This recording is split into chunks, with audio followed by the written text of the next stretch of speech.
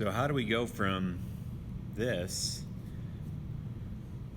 to this nice, even coil?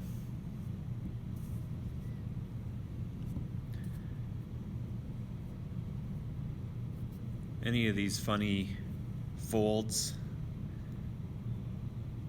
get rid of those first off.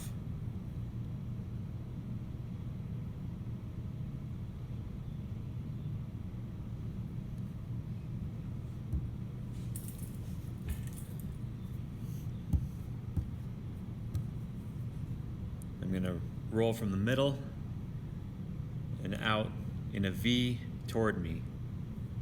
Middle, catch it, pull back toward me.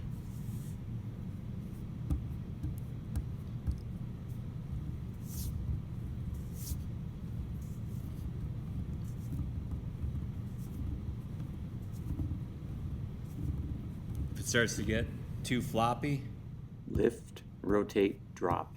Lift, rotate, drop.